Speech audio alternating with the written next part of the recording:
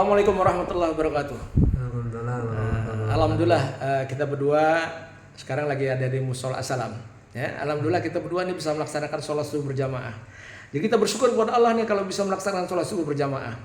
Karena kita melaksanakan sholat berjamaah ini bukan karena badan kita kuat, bukan karena rumah kita dekat masjid, bukan karena kita punya pangkat, bukan karena harta kita banyak. Ya, tetapi ini karena karunia Allah Subhanahu wa taala.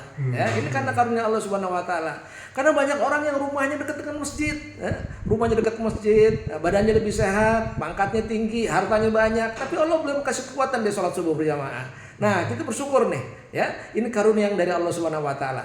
Bahkan dalam satu mafhum hadis dijelaskan, kalau kamu tahu manfaatnya sholat subuh, kalaupun harus merangkak, maka kita akan merangkak. Ya, kalau tahu manfaatnya sholat subuh, ya. Nah, jadi bersyukur jaga nih sholat subuh nih. Nah, apalagi kalau kita misalkan bisa sholat malam, masya Allah, ya.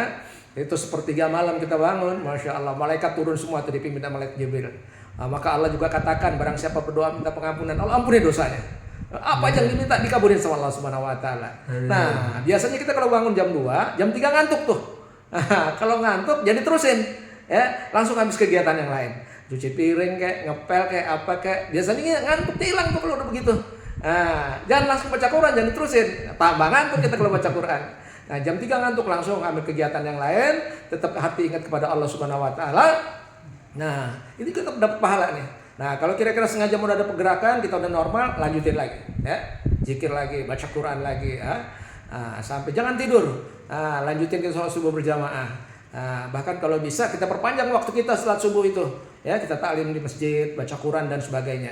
Nah, karena malaikat itu terjadi pergantiannya habis subuh dan habis asar, ya, ada terjadi pergantian malaikat, ya, sip-sipannya itu habis subuh besar. Nah, kalau kita habis subuh tetap ada kegiatan di masjid, maka waktu Allah laporkan, malaikat laporkan kepada Allah, malaikat akan mengatakan, wahai Allah, si Fulan bin Fulan itu masih di rumah ya Allah, masih di rumahmu ya Allah, si Fulan bin Fulan itu masih taklim lah, mengadakan baca Quran ya Allah. Nah, ini laporannya positif, raport kita bagus nih, ya, maka ini kita jaga, ya, kita jaga kebiasaan-kebiasaan baik, ya. Nah, jangan sampai ini kita ada orang yang sebelum subuh keluar bukan pergi ke masjid ya, sebelum subuh malah dia pergi ke pasar. Masya Allah, subuhnya berantakan. Nah, boleh berangkat ke pasar sebelum subuh, tapi begitu waktu subuh dia mampir ke masjid, sholat dulu. Karena dikatakan dalam satu mafhum hadis, barang siapa sebelum subuh pagi-pagi berangkat ke pasar, maka dia membawa bendera setan. Nah, orang yang pagi-pagi berangkat ke subuh, maka dia membawa bendera Rasulullah SAW. Nah, ini harus kita jaga nih. Jangan sampai kita melakukan hal-hal sebagai seorang muslim yang salah kaprah, ya. Nah, tetap ini penting banget sholat, ya, diawali dari pagi ini supaya kita terjaga. Nah, yang lain-lainnya kita jaga juga. Nah, apalagi bisa diterusin kita sholat duha, masya Allah, ya, sholat isyraq, ya.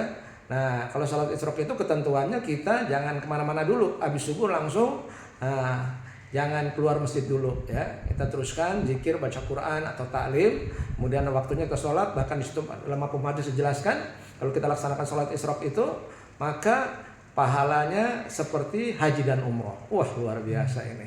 Banyak benar ya janji-janji Allah. Tapi ingat, janji Allah itu berlaku buat orang beriman. Nah, yang tidak beriman tidak berlaku. Maka syarat iman juga harus dipenuhi. Ya, syarat iman. Kalau syarat iman terpenuhi, maka janji Allah kita terima. Apa syarat iman?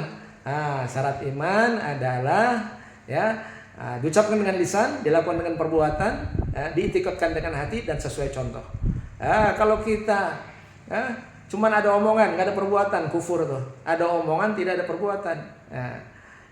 Kalau ada perbuatan, ada omongan, nggak sesuai dengan hati, nah itu namanya munafik. Nah, maka kita koreksi setiap hari perbuatan kita, jangan sampai kita ngomong nggak ada amal, ya. Karena ini Allah tidak suka. Nah, ini salah satu syarat iman kita penuhi, maka janji-janji Allah akan diberikan kepada orang iman. Insya Allah kita semua aman.